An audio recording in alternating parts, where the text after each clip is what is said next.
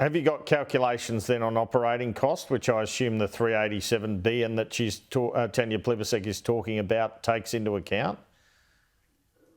Well, we'll be very clear those costings will be upfront and honest, and there's international experience where you've got established nuclear power plants up and running, where you can benchmark and look at the moment. So those costings will be delivered. We wanted to show respect to those communities that we announced. We wanted to take...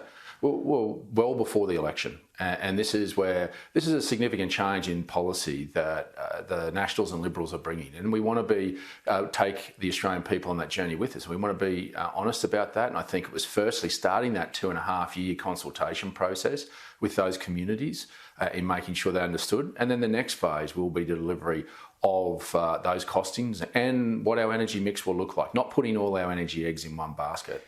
All right, well, let's talk about the overseas experience since you mentioned it. The Hinkley C nuclear power plant in Britain has blown out from an original 20 to 30 billion Australian to an estimated $92 billion. Does that sound warning bells for you?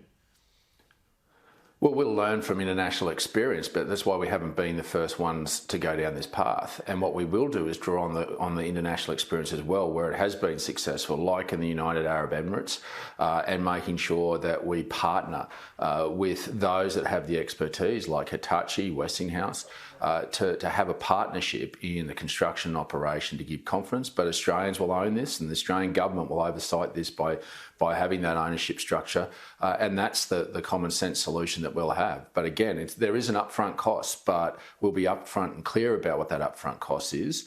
But this is a 100-year piece of infrastructure, not a 15 to 20-year piece of infrastructure. The CSIRO also found it'd take 15 years to build one, yet you've said 2 small modular reactors could be in place in 2035 to 2037.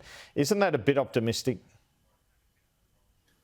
No, if the Australian people give us a mandate, and much of the challenges in terms of timelines, as I understand, is around approval processes.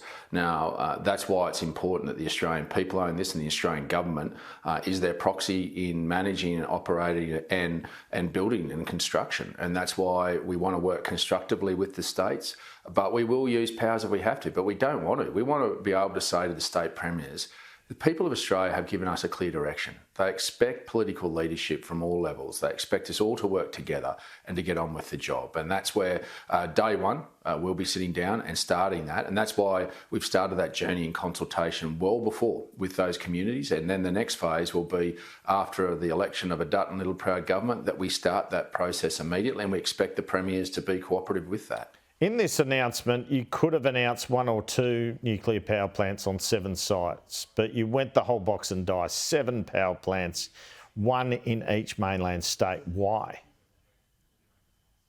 Well, this is what you see is what you get. This is exactly the plan that we're going to take to the Australian people. We're not going to hide anything. We're not going to say, well, there's more or there's less. This is it. This is exactly what Peter Dutton and I are looking the Australian people in the eye and saying, this will be where these nuclear power sites will go because after geotechnical assessment, this is the best place for them, that they can get into the grid without the need for the 28,000 kilometres of transmission lines to play a role in underpinning manufacturing in this country and grow manufacturing in this country without the Australian taxpayer having to continue to subsidise it. And so we're being very upfront and honest. And then the next phase will be very upfront and honest as well about the costings. We haven't flinched on this. And don't underestimate our resolve to get this done. What you see is what you get out of Peter Dutton and I. We're going to look Australian square in the eye. I'm going to tell you how it is. And we've told you how it is, where we're going to put these places. And I think that's what the Australian people want. They want strong leadership. They want their leaders to stand up and tell them what they're planning, and then our job is to get on with it and get it done as soon as we're elected. And why government owned? Was this something the Nationals pushed for? Is this a sign you believe the market wouldn't go for this? Do you think this will assuage safety concerns that it would be government owned? No, this is something Peter and Dutton and I both firmly believed in, and we pushed to make sure that it was what was taken forward. Not that there was any real resistance to it, because what we're seeing, what we're experiencing is many of these overseas multinationals coming in cleaning up at Australian taxpayers' expense.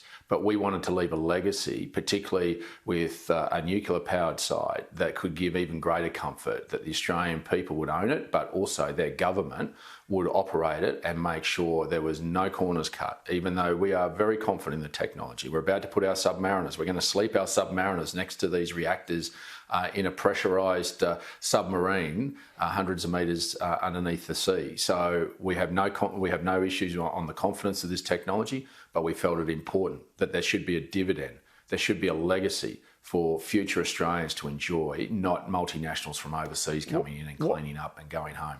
What about the argument that because of the expense of building these plants, they will drive up power bills? No, again, and that's why we want to own it and control it. And that's where, if the government has control over it, then we have greater capacity to reach in and making sure that we can manage the construction with these expert companies that have experience in making sure that we get this right. And that's also about making sure the planning's done efficiently and appropriately to drive down the costs. Because obviously, if you take longer as well to get the planning approvals and get it moving, that adds to the costs as well. So that is the common sense solution that we're going to take to the Australian people. And if we're given a mandate, we expect cooperation from all levels of government, with unions and industry, to get on with the job.